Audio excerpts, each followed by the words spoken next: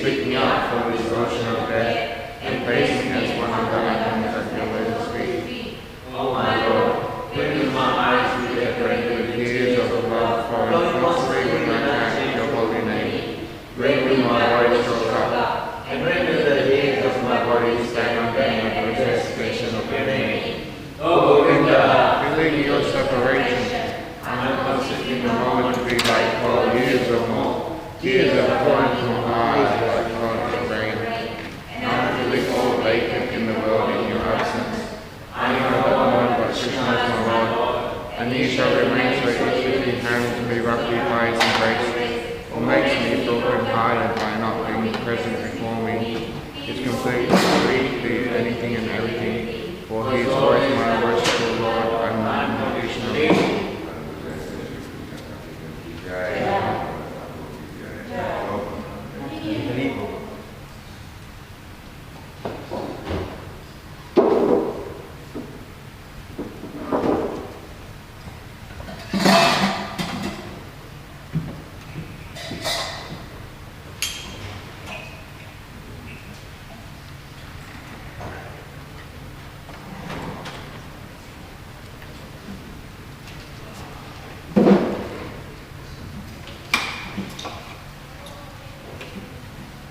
Jai Radha Madhava Kunja Bihari. Jai Radha Madhava Kunja Bihari. Jai Radha Madhava Kunja Bihari. Jai Radha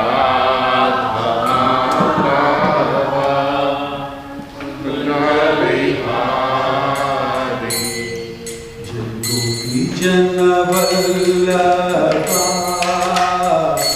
Givardhari. Jaya Gopi Jana Vallabha Givardhari.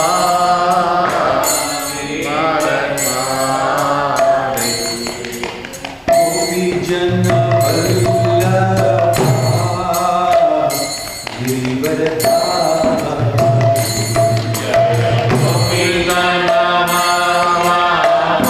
Vallabha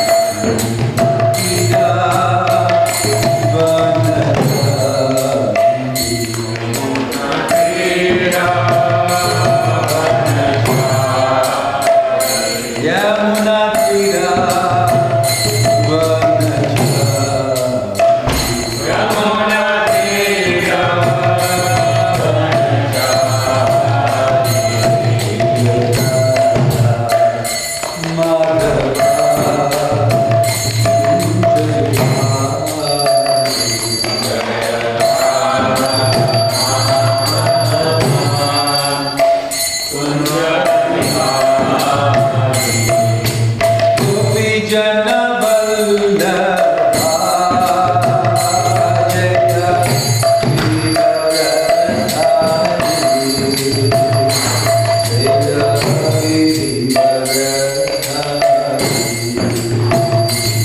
Jaya Gopi Jana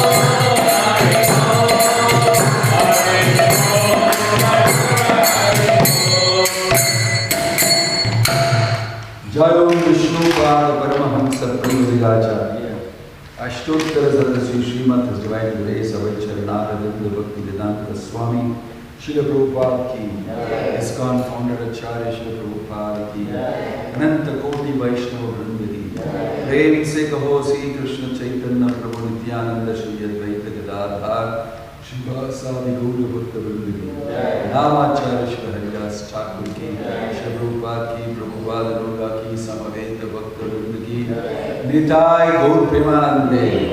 All glories to assembled devotees, all glories to assembled devotees, all glories to assembled devotees, all glories of glories, all glories to Shri Shri Guru Guru Guru Shri Prabhupada.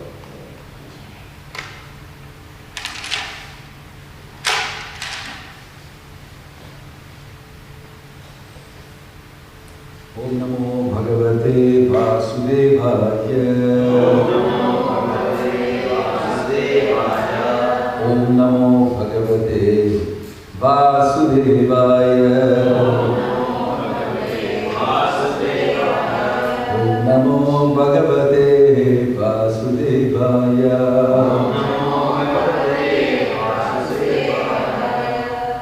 Reading from Srimad Bhagavatam, Canto 10, Chapter 85, texts 16 and 17 and 18.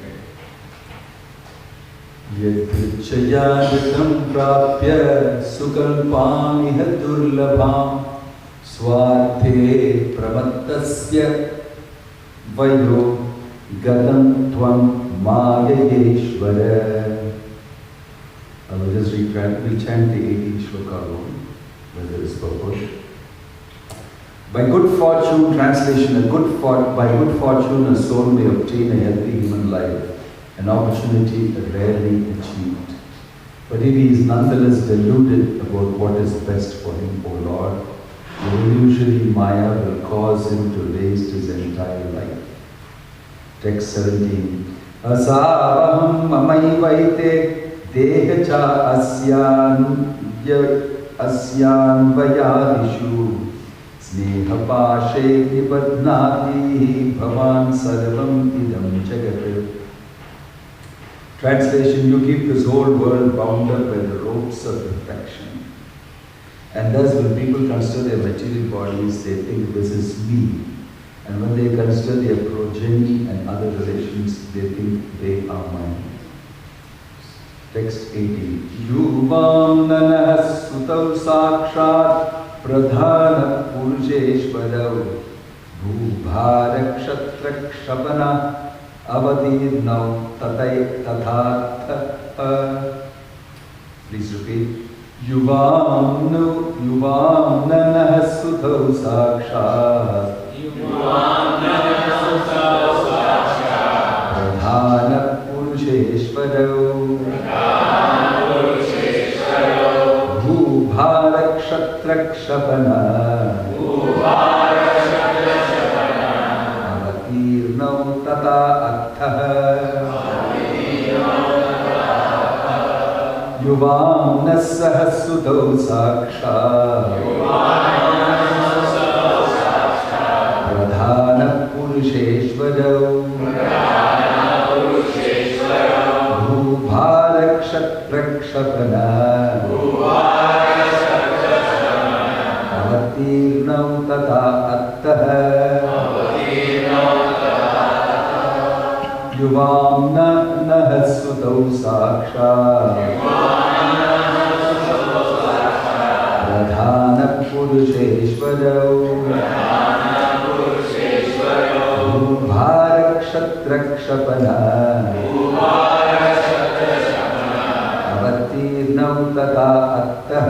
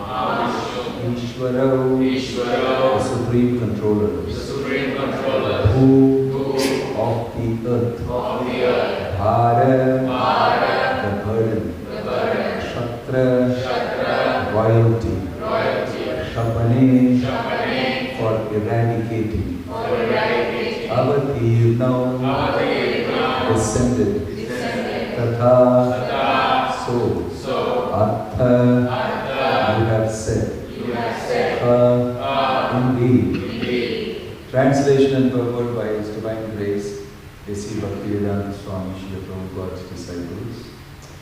You are not our sons, but the very lords of both material nature and its creator, Mahavishnu. As you yourself have told us, you have descended to rid the earth of the rulers who are a heavy burden upon her.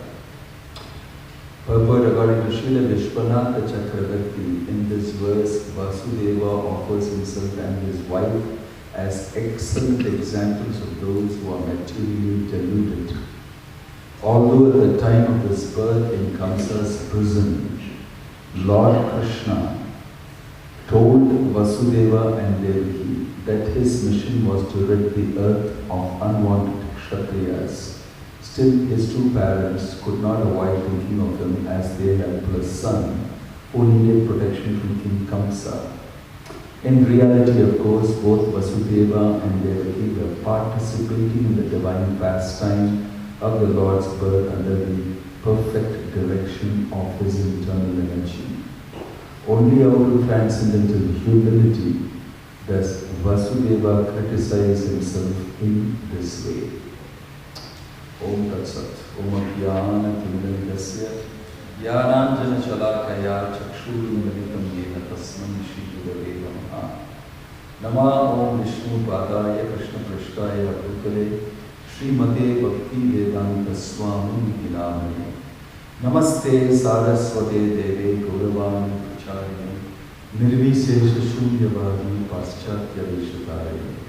Jayasi Krishna Chaitanya Prabhu Nityananda Shri Advaita Gadadhar Shivasadi Gaurava Hare Krishna Krishna Krishna Hare Hare Hare Rama Rama Rama Hare Hare. The previous shloka, two of them, say by good fortune a soul may obtain a healthy human life and opportunity where he achieved, but if he is nonetheless deluded about what is best for him, O Lord, the usually Maya will cause him to waste his entire life. The next shloka, 17, reads, you keep the whole world bound up in the ropes of affection, and thus when people consider their material bodies, they think this is me, and they consider their progeny, other relations, they think these are mine. Having said that, Vasudeva is telling the Lord, although I have affection for you as my son, actually you are not my son. This is a difficult statement to make. Yuvam na naha sutav sakshat. You are my son and still you are not my son. I have affection for you. And this is before that like it's mentioned here in the purport, he's putting himself on the position of an ordinary parent who has material affection for their children. And here he is saying, but actually it turned out that you are a Supreme Personality of Godhead. So you're not actually my son. You are the Lord. So I don't think we are in those positions at all. We have the first portion of it.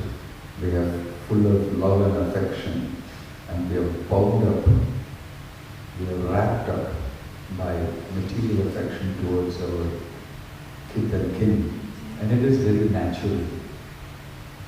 But at the same time, Bhagavatam says that that affection and love that you may have for your kith and kin, for possessions, for things around you, may become the greatest impediments in you achieving sneha, love and affection for the Supreme Personality of God, Krishna. So how do we understand this? How do we balance this? You see, it's a very nice statement here made by Vasudeva. He's contrasting, he's first bringing about a whole outline of people who are materially involved. Samsara, and those who are entrapped in samsara, how Maya illusions. And then he says that I am like that. Though in the purport it's mentioned that it's by the arrangement of the internal energy of the Lord that Vasudeva and Devaki are playing their parts as parents. So, two things here. One is, in normal life, how does affection work out? You read the Bhagavatam and you read that affection and love and attachment and attraction and all that is very bad. It stops you from Krishna consciousness. And it, retards your spiritual progress, etc. At the same time, you're supposed to have love and affection for the children, or else they cannot grow properly. So actually, I see that this is a great problem. And it's not very practically understood. There are some extreme behaviors amongst our devotees in our communities. sometimes, in the initial stages of Krishna consciousness, when I was wondering, I said, we have to become detached. And, we did all sorts of crazy things. And I regret it now. But I was all very fired up to do it. This Prabhupada has said that, and the Bhagavatam says it, and I learned those shlokas by heart and get very inspired to do it.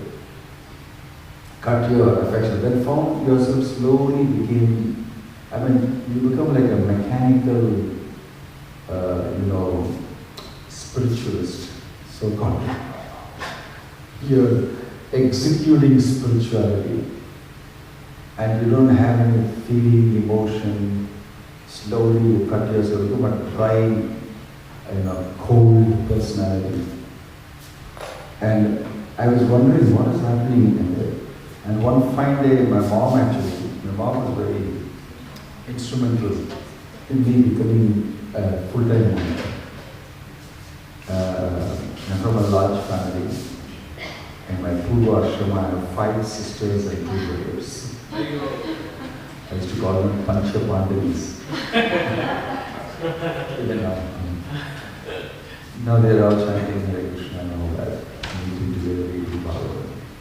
But we had a sort of a matriarchal family setup, and my mom was like the ultimate advisor, counselor, everything together.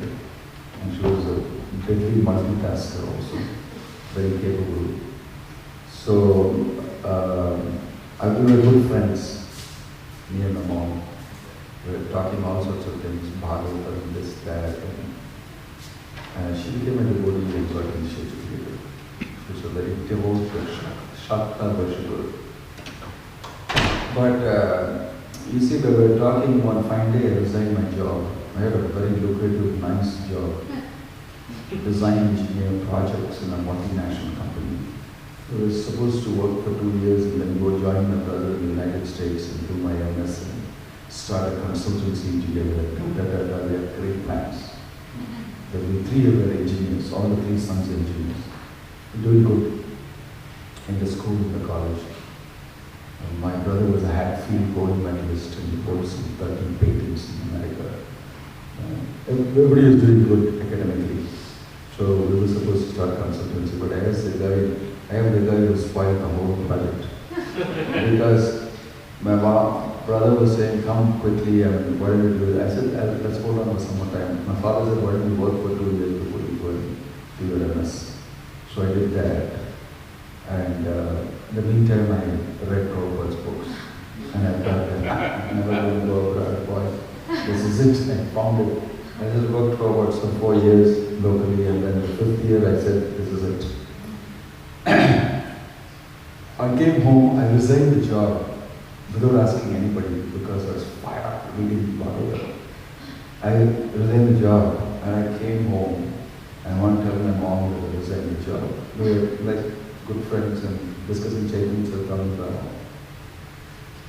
So she was sitting and knitting. And she asked me what's going on, and so I sat down and said, I want to tell you something very important and serious. And I sat down in front of her and she said, yeah, what? Why are you taking so long to speak? And I said, I am going to become a full-time monk. I just resigned my job. I'm going to join the temple full-time. She just kept making click, click, click, something. Until look at me for one whole, half a minute, full pin drop silence, just knitting. And then suddenly she turned up and she put it in her. Actually, I've been thinking, I have quite a few kids. I have 8 kids. If one kid goes this way, spiritually is good. Keep trying. For a moment, I thought somebody pulled out all my guts and the gas was like, you don't want me? All of it, everything turned down,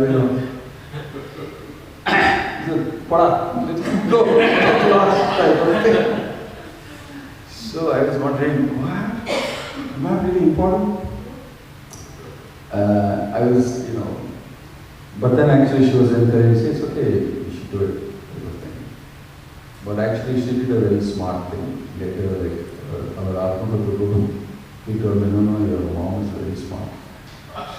What she has done, he told me that if you can't beat them, join them. And it was like that actually. So, I used to come every week because my mom was I used to take her to the temple, she would preach and then slowly I was becoming very busy, this preaching program, that one, excited colleges, preaching, this, not going home. And slowly we got like, mom, now at home, I'm not a grasta, I'm not a brahmachari, all that fire. And one day I came home for something and we were hanging around in us. And she said, something different about you, she said. You don't feel any affection and love for your parents. She has to be this on the face. I said, what? And then it just stuck to me that, but I'm very busy running around here and there. And then on the way back to the temple, I was wondering, why did my mom say that? It really disturbed me a lot. That one thing she you say in English, throwing the spanner in the works. Everything comes to a stop. She did that. And then I was wondering, why did she say that? Then I was thinking very deeply. And then I was looking at all the different problems in the temple, in this problem, that, this, everything. Something's wrong with all of us. I remember something really wrong with all of us, the way we are doing things. And my mom is only pointing out, she's a natural lady who can say things, experience. She said, something artificial about you. It's not very true. Wisdom. But I will say, no, we should surrender to the Supreme Personality of God and surrender to Guru. Guru is everything, And then she just looked at me like I said, you're just talking a lot of things. You're just cutting and pasting a lot of things. Now I feel that's what she must have thought. It's cutting and pasting a lot of things. Experience in life. It turned out like that. You see, in ISKCON, we don't know how to balance our humanity and our spirituality.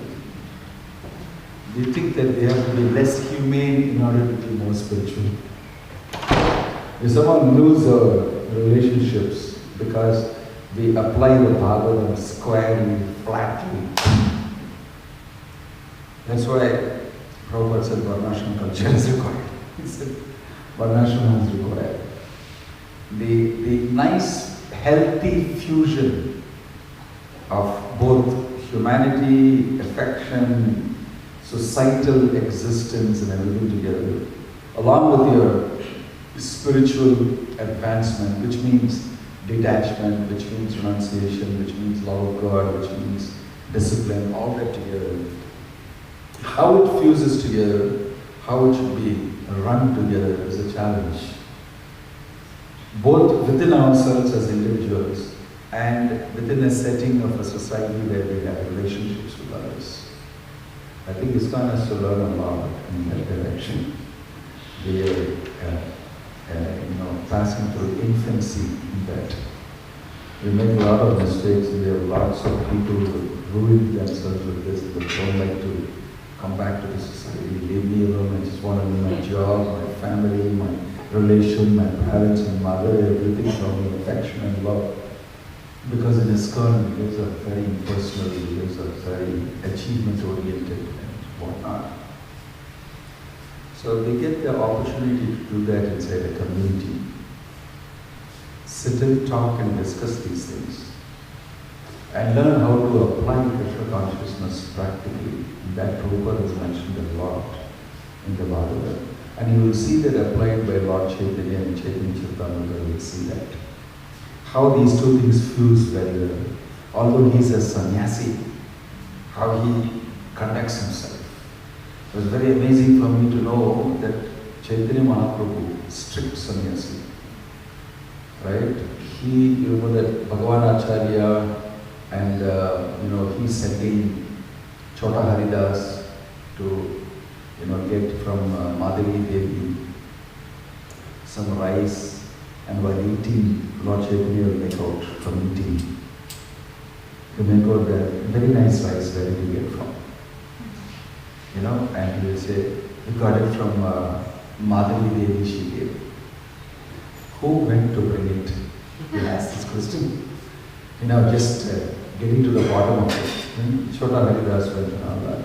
And after eating and washing his hands, everything, will go back and tell that Chota Haridas never to come and see me again. I don't want to see him again. And then he shows how strict he is.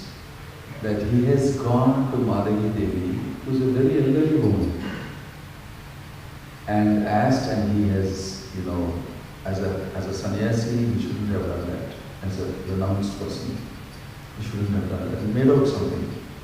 And everybody got afraid of Chaitanya Mahaprabhu and his strict dealings as a sannyasi. And then also we will see that we said Mukunda will always ask that he's sleeping on the bare floor. Why don't he, so he make a nice mat with foam and all that and give it to him. And he will say that that's not the way a sannyasi should lie down. I can't use it. And then Mukunda will get very disturbed, watch his bones and everything get hurt and sleeping on the ground. So Lord Chaitanya will give the picture of a very strict sannyasi. But at the same time, with his mother, it's very amazing. The Chaitanya Bhagavad describes that, you know, they say this and this, the chief of Nityananda Vrindavan and Nityananda Prabhu and Advaita bring him to the house in Shantipur. And this is Vrindavan, this is Vrindavan. They take him around here and then bring him to Shantipur and make him meet his mom. Meet his mother. He's just taken sannyas. In front of his mother, he can't just say anything. She's such a wonderful devotee. The Chaitanya Bhagavad, if I remember right, says he sat on his mother's lap. On the lap of his mother. Sannyasi sat on the lap of his mother. And the mother said, stay in Puri only, don't go in there, so that he come and see you. Yes, yes, mom. Otherwise, completely obedient to the mom. This is sannyasi. No? Okay, he left his wife. But mom, whatever she said, he heard. Right? You will see this balance of sometimes being very strict. And to give as an example, but at the same time, personally, he was very, very affectionate towards his devotees, especially his devotees. He would welcome them and he would become very emotional, garland them, apply chandan on them, and they came all the way from Navadvip. And they be full of love for Chaitanya Mahaprabhu.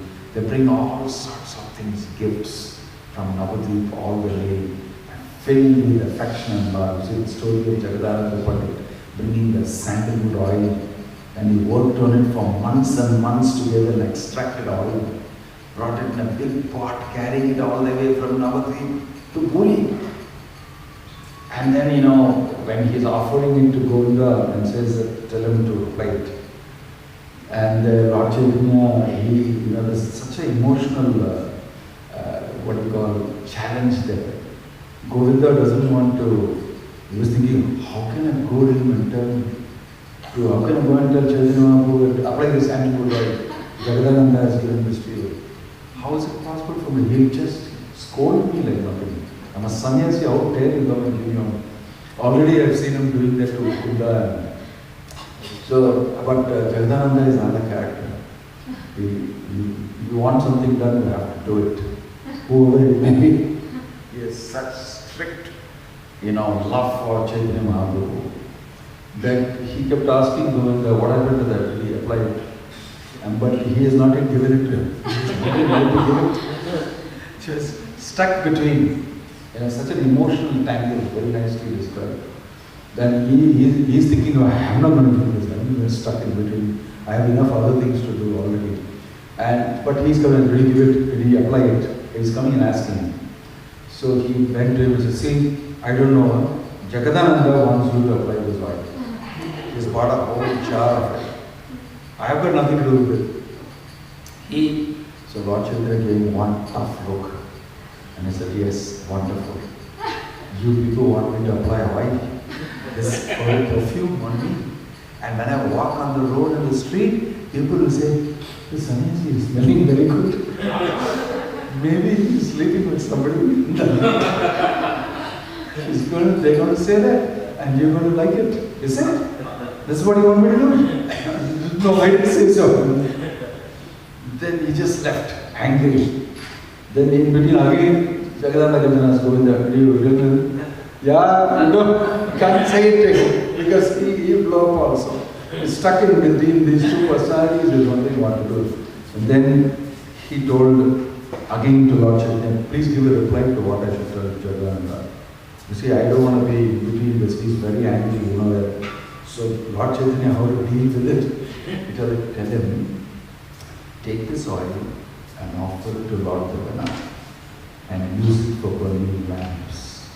It will give very good aroma in the Jagannath temple, and this is the best way to use it. Tell him I told him.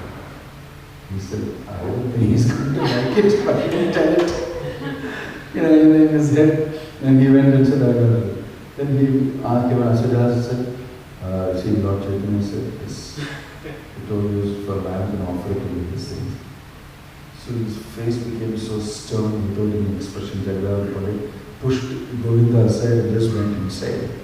And then looked for where is that jar of mine, took it, brought it out, blah, banged it on the floor, and you know, all that thing broke, full sandalwood oil on the, you know, you'll see a very nice, what do you call, a relief work of it in Gambhira. The thing broken down there, and an angry face, he just walked off. And Lord Chaitanya comes and sees sandalwood on the floor. You said, go and give it to the temple, to the lamp. Thrilled, very angry with Chaitanya Mahaprabhu. So Lord Chaitanya didn't say a word. He just looked at it and then that. And nobody said anything, everybody disappeared.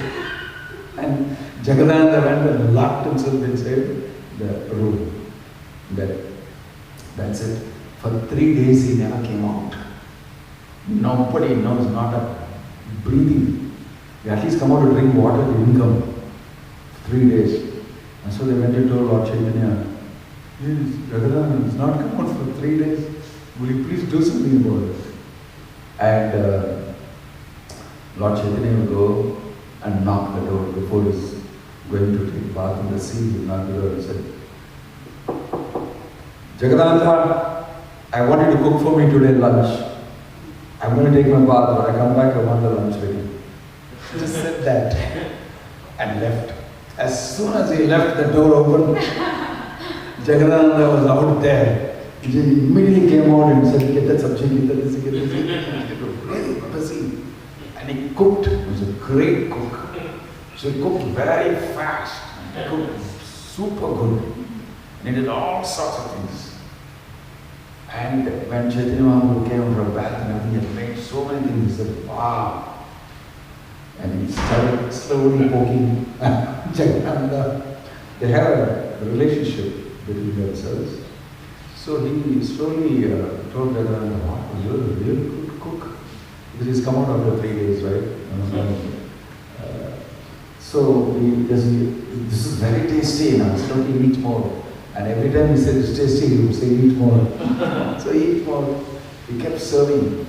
And then to please Jagadanda, he kept eating and eating and eating because he was very angry, right? He kept eating, and after some time he said, enough, enough, enough. I said, then he said, it's so tasty. You said, no, you eat. No, it's definitely very tasty. Normally you cook so good. And when you're angry and you cook, it's even more tasty. Just give a jab quietly. So, is it so? It must be good, that means. They're having a whole thing going on there. You know, relationship, emotion, and Lord Chaitanya was managing it so amazingly. And he was taking him deeper and deeper into that. Everybody else was thinking he's very angry with you. He was angry out of love. And he was dealing with him. Relating with him, not just dealing with him, relating with him. So this very beautiful. In the end, he will, say, enough, I've eaten enough for 10 people, Jagannath. I can't serve you, I'm not going to eat. And he get up. Because when he gets up, then he will tell his servant, I want to see that Jagannath eats first. He says, sit down, eat now. He said, no, I'm not going to eat now. You should go and take a rest. You should go and take a rest. I'm not going to eat now. He said, why? Then he said that I first feed my people who assisted me, then only I eat. And then he told me, Govinda, stay here, don't come with me. Make sure he eats and come and report to me. So as soon as Lord Chaitanya left, he told Govinda, get up, go and massage him. Still obey his order. Didn't allow his servant also. So immediately he got up and going. He left. What Jagadananda says, I will listen. I cannot be listening to what Lord Chaitanya says. I can't stand him. We went, and then Lord Chaitanya, why did you come? He told me to go and listen. I cannot sit there. So he told me to massage. So Lord Chaitanya did not sleep. He just kept quiet, laying awake. Then after some time of massage, he said, now go and see whether he's eating. Go and see whether he's eating. And he went and saw, and I said, he's feeding everybody, and then he has sat down to eat. He came to Lord Chaitanya and said, he's eating. Then is when Lord Chaitanya took rest. Lord Chaitanya started taking rest after he came to know that he's eating. This is an instance of how Chaitanya Mahaprabhu was dealing with affection for him, and at the same time keeping principles intact. I mean, it really requires quite some spiritual maturity to do it. So often when we are challenged with, like I see Grihasthas, love and affection for the children, upbringing, then I need to make money, I need to manage my house, but I'm not getting time for my sadhana property. I have got this, so many things. Managing those things together is a big job. But when you do that to the best of extent, that's when you actually get purified. That's where, at that point is where you're getting purified. You stretch yourself, especially in your subtle body. Most of the things are happening there. Physically you have time. You like to do that, you want to do that, many things you can do also.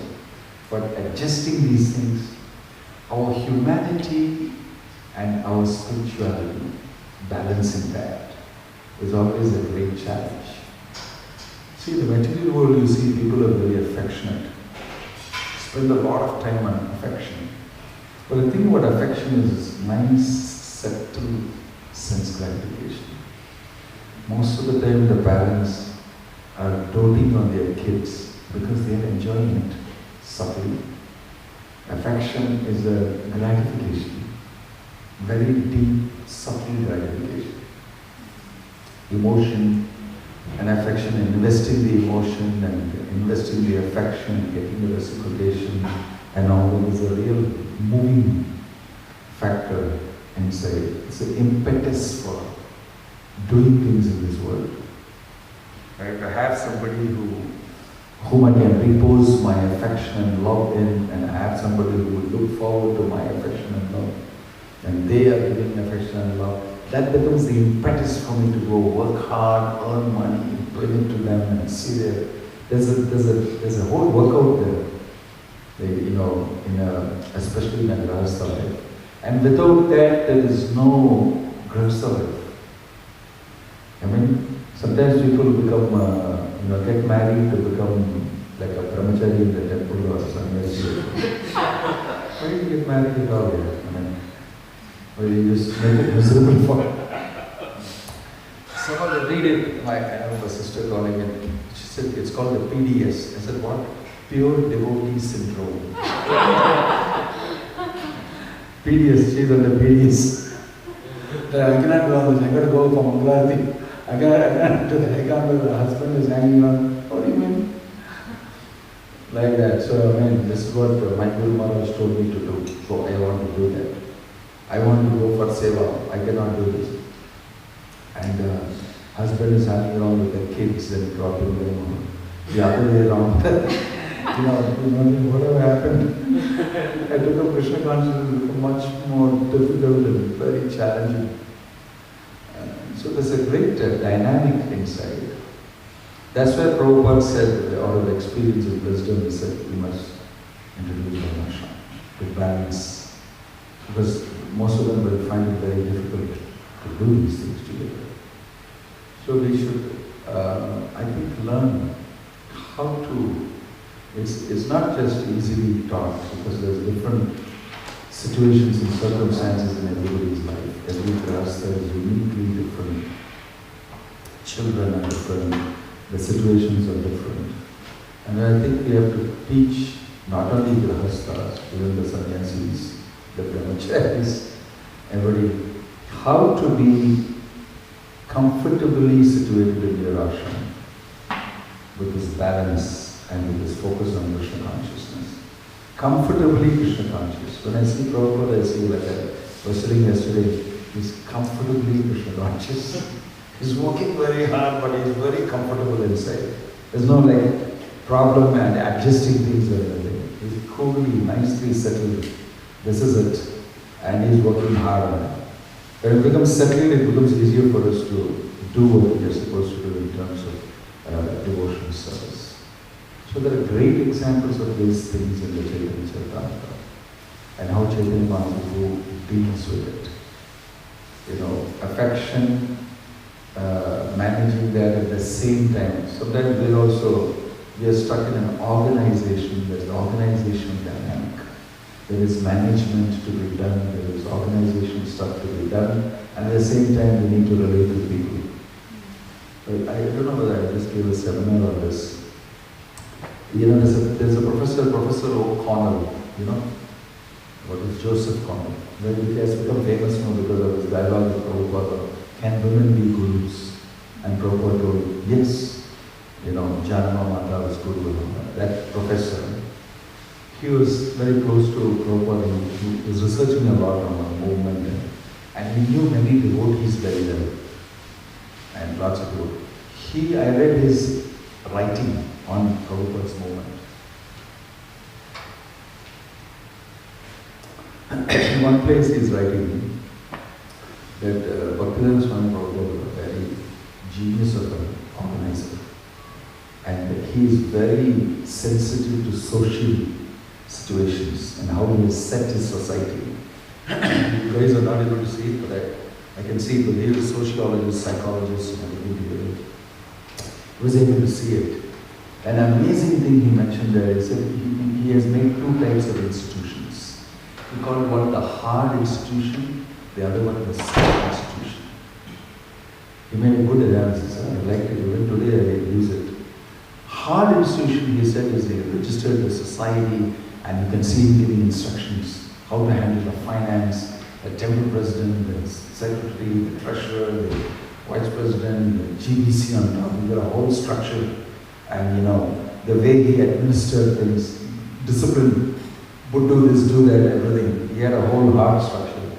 Then he had a very nice, soft institution inside. He would sit down in his room, anybody can come anytime. And you can take prasadam, you can take this thing, and he will sit and talk to you, and he will take you for yatra to Vrindavan. You can travel with him, he will joke, and relationship, and he will make it completely different for you. You feel like, I just want to be with Prabhupada and serve him like that. There's a soft institution we have, and there's a hard institution we're setting up for the whole world to see, an international society that are registered like this, submit the accounts, fight the court case, do this, do all that stuff. Two things are happening together. So they told people that both of these are very relevant, because the hard one protects the soft one. And the interior portion of the hard one is on the side of the soft one. The exterior portion of the hard one is facing outside, towards the world outside. Somebody finds a suit on us, somebody tries to run away with our title, ISKCON. Somebody tries to cheat us, all that we fight it out. And sometimes the inside also we need to discipline our people. So the inside of that band is also looking at, inside the soft institution also you have problems. some misuse, some abuse, some this and that. Got to deal with that also. And protect the soft institution. The soft institution is the disciple, the seniors, the juniors, the different types of exercise and relationship and sharing knowledge, looking after, and there's a rich thing going on there. That's where the real stuff is. Everybody wants to be in that soft institution side. Nobody wants to be in the hard institution side. And a few guys are the model doing both. You know, I find myself doing both. And this and that, the balance it is like very tough. Some people just like the hard portion of it. They just sit there and they are seen by people as so insensitive and cold, just always speaking rules and regulations and this and that. And some people are on the soft side and say, you guys just enjoy life here. You don't go and just dance and chant, have prasadam and dance and chant and preach, you go and preach. What about this, what about that? You see this thing, this healthy tension is existing, it's supposed to be there, it will be there. It's like healthy tension. But the thing is, one is like humane conditions and humanity and spirituality, everything looked into nicely. The other side may be a little out of balance. And therefore these two things have to be together. Right? So even in our society we have these challenges. So I think some of these things, it's not that we are cold-hearted spiritualists. We are in a community. In a community means we have all sorts of, right from kids to women to families to brahmacharis to renounced people, everybody is together. So it's not an easy mix. It's a very heterogeneous mix. There's not one homogeneous mix. That's why in China it is easy. Everybody, communist, everything wants sort. They try to homogenize as far as possible. So it's easy to govern, manage, and lay rules and everything together. Like the world economy, global culture, this, that, all trying to homogenize, but actually it's supposed to be variety. And you manage with variety. That's why Prabhupada said unity in diversity. So sometimes we find that very challenging, especially when we have to administer things through an organization and everything. In the outside world, people are very sure about what they're doing. They are all out for sense gratification, and wherever they get it, they invest there. Whether it is money or their time, energy, and everything, wherever they get it, they are invested. Right? So these are a few things I thought that I should reflect on in a different way. Om Tat Sat. Hare Krishna. Shri Prabhupada Ki Jai. Any question or comment?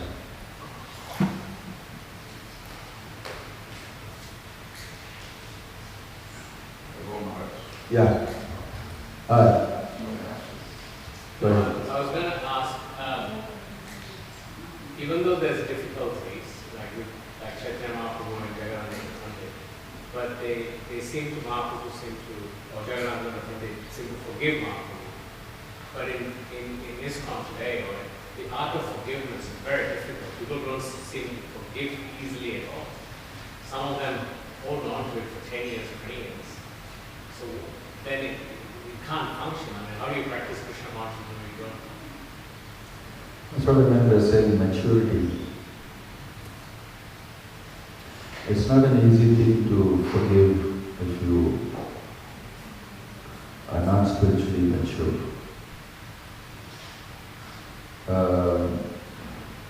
Even if you use your intelligence, you see forgiving is better, because if you don't forgive, you kill yourself. It's more damaging to you. This is research. If you don't forgive somebody, then in cancer therapy, first thing they will ask you, if you're holding grudge against anybody like that, please give it up. It's one of the things they found relates to cancer. You hold grudges in your heart and you're not forgiving somebody for something that is cancerous. So these things have an effect on the person who is holding it. On both sides, of course. One thing is to forgive, especially has changed, they need to change, and is making an effort to change, then it's easy to forgive. But if the other person is still the same, is not changed, then you feel this guy needs to be, taught a lesson. He's not changed. There's also a reason for not forgiving. But the intelligent people, what they do is, whether he changes or not, I don't want this. I'm not going to hold this with me. I give it up. I may not, again, associate with the person too much. I'd say hi, bye, and keep my space. But I'm going to look after myself and my subtle body, my spiritual health, my mental health and everything. I need to, so I'm not going to keep this. That is intelligence. Also, spiritually also, it's not nice to hold that together because it can really disturb your spiritual peace. But like I said, with maturity, people deal with these things differently. You're right, people hold these grudges. They chant Hare Krishna and sing Hare Krishna, Hare Krishna, he did this to me. And then it happens in society, I don't know what to do. The Pandavas were sitting there fuming like nothing.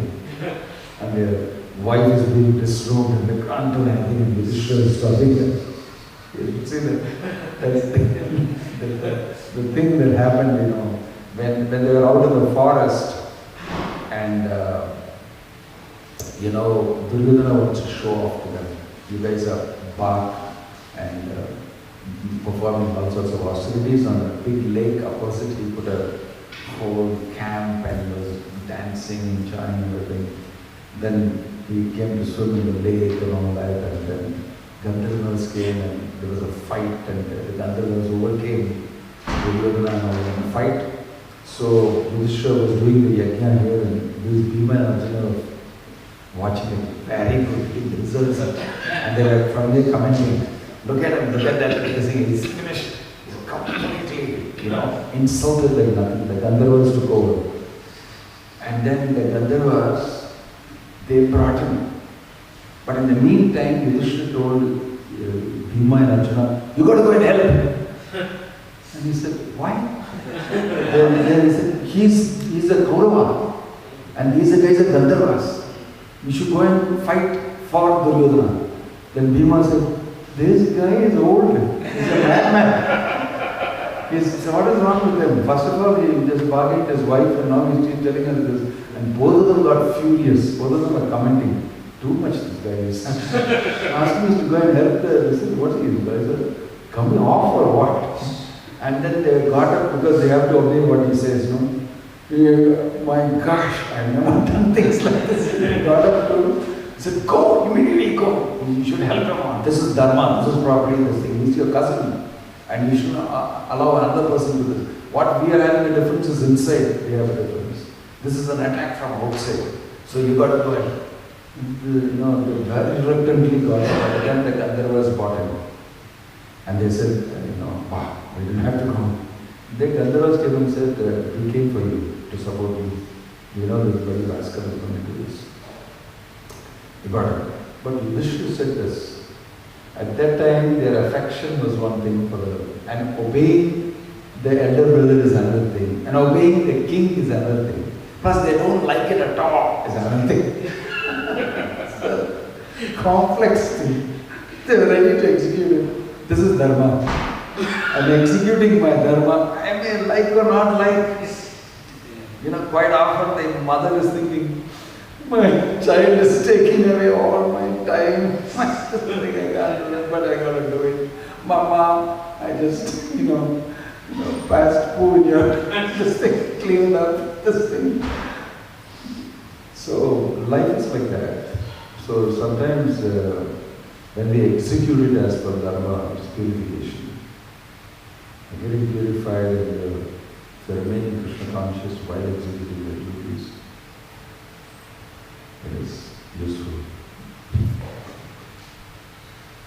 Yeah, did you ask a question? I forgot you asked the question. I asked the question. I hope I answered it. It just brought back some memories what you said. I've met some of family members many years ago. that was wonderful. I think it's, if I'm not mistaken, but it's the Gauri Shankar program or something like that. And he was so busy and he said it was coming from somewhere. So then we need Sunday to go and wanted to open up. Oh, It was yes. Because I had a courtesy of my father-in-law there. Yes. I crowded him. I think I will remember that. Yeah. Pretty elderly then. But still very active. Oh yeah, my mom was very active. Okay? Jai Ho! Yes. Hare Krishna! Yeah. Glory to the Lord, Swami Maharaj. Yeah.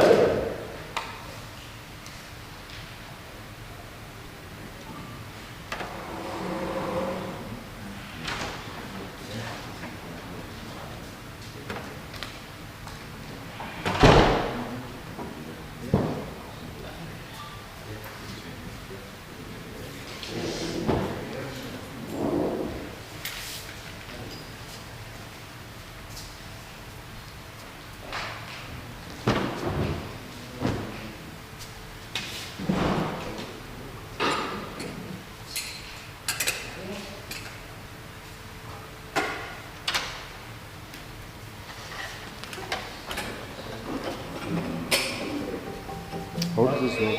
What is this? This is the Ozbot. Hotspot. Yes. OBS bot. Yes. 4K. It's doing 4K streaming. Yeah. That's also an Ozbot, but it doesn't have good zoom. So that's around like $900. This product's around $2,100, and yeah, that does 4K streaming. Oh, it's got battery. Around 3 hours. Yeah, and extremely good quality. Yes. Like DSLR quality. Yeah. Oh. Yeah. Yeah. OBS bot. OBS bot.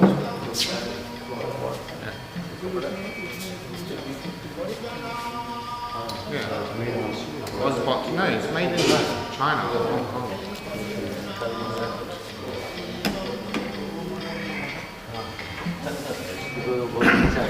Yeah, let me demonstrate to you what it looks like.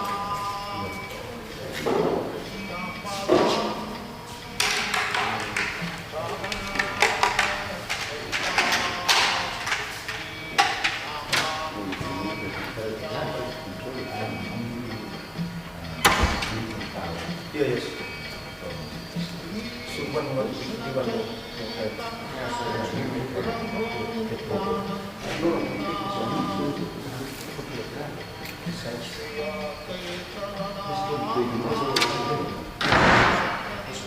Also